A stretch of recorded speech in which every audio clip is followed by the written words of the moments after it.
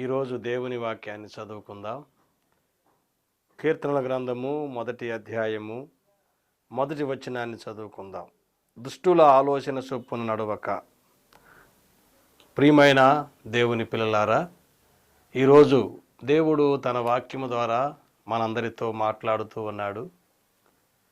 పరిశుద్ధ గ్రంథములో మనము దుష్టుల ఆలోచన చొప్పున నడవకూడదని దేవుడు రాయించటం జరిగింది. ఈ రోజున దుష్టుల ఆలోచన చొప్పున నడుస్తున్నటువంటి వారు ఏ విధముగా మరి వాళ్ళ జీవితాలు పతనమైపోతున్నాయో మన కళ్ళ ముందు మనం చూస్తూ ఉన్నాం. అందుకనే అదే అధ్యాయంలో మరొక మంచి మాట చెప్తాడు. దుష్టులలాగునుండక గాలికి చెదరగొట్టు పొట్టువలే నుందురు. 4వ వచనంలో ఈ మాట రాయబడింది. దుష్టులు ఎలా ఉంటారంటే గాలికి చెదరగొట్టే పొట్టులాగుంటారని దేవుడు రాయించటం జరిగింది. ఇదే అధ్యాయంలో చివరిగా ఒక మాట రాయబడింది. అదేమిటంటే దుష్టుల మార్గము నాశనమునకు నడుపును. దుష్టులు చివరికి నాశనమైపోతారు అని ఈ అధ్యాయం మనకు నేర్పిస్తూ ఉన్నది.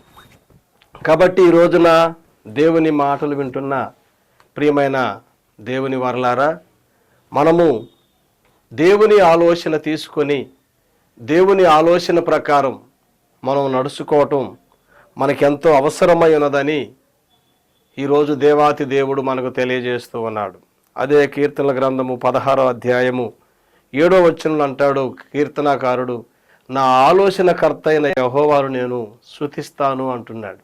కాబట్టి మనం ఈ రోజున దేవుని ఆలోచనలు తీసుకొని దేవుని ఆలోచన ప్రకారం మనం నడుచుకున్నప్పుడు భూమి మీద మనం ఆశీర్వాదకరంగా ఉంటాం, దీవెనకరంగా ఉంటాము, మహిమకరముగా ఉంటాము కదా. అనేకులకు మన ద్వారా మేలు కలుగుతూ ఉన్నది. కాబట్టి నీవు దుష్టుని ఆలోచన ప్రకారం నడుచుకుంటున్నావా?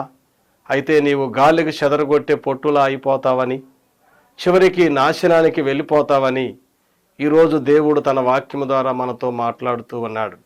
కాబట్టి నీవు అలా ఉండకుండా దేవుని ఆలోచన ప్రకారము నడుచుకున్నప్పుడు, దేవుడే నీకు ఆలోచనకర్తగా ఉన్నప్పుడు, అక్కడ రాయబడి ఉన్నది అదే అధ్యాయంలో, నీవు చేయనదంతయు సఫలమవుతూ ఉన్నదని. నువ్వే పని చేసినా నీవు చేస్తున్న ప్రతి ప్రయత్నం సఫలమవుతూ ఉన్నదని ఈరోజు దేవాతి దేవుడు ఈ వాక్యము ద్వారా నీతో మాట్లాడుతూ ఉన్నాడు. కాబట్టి దుష్టుని ఆలోచన తీసుకోకుండా దేవుని ఆలోచన తీసుకొని ఆశీర్వదించబడాలని, దీవించబడాలని మనసారా కోరుకుంటూ ఉన్నాను. మరి ఈ రోజున మనం చూస్తూ ఉన్నాం అనేకమైనటువంటి భయంకరమైనటువంటి సంఘటనలు మనం చూస్తూ ఉన్నాము. అది ఎవరు ఆ విధంగా మనుషుల్ని తయారు చేస్తున్నారంటే దుష్టుడు తన ఆలోచన ద్వారా అనేకులను తప్పుడు దారిలో నడిపించి సమాజానికి, దేశానికి, కుటుంబానికి శాపంగా మారిపోతూ ఉన్నారు. కాబట్టి దేవుని ఆలోచన తీసుకొని మనం ఆశీర్వాదకరంగా ఉండాలని ప్రేమతో తెలియజేస్తూ ఉన్నాను. ప్రార్థన చేసుకుందాం. దయగలిగిన తండ్రి, ప్రేమ స్వరూపి, మీకే వందనాలు, స్తోత్రాలు చెల్లిస్తూ ఉన్నాము. ఈ రోజున మాకు ఇచ్చిన ఈ శ్రేష్టమైన సందేశాన్ని బట్టి వందనాలు ప్రభువా. దుష్టుడు ఎంత భయంకరమైన వాడో, వాడి ఆలోచన తీసుకుంటే అయ్యా గాలికి చెదరగొట్టే పొట్టులా అయిపోతామని, వాడి ఆలోచన తీసుకుంటే నాశనానికి వెళ్ళిపోతామని ఈరోజు మాకు మీ వాక్యము ద్వారా మేలుకొల్పును కలుగజేశారు.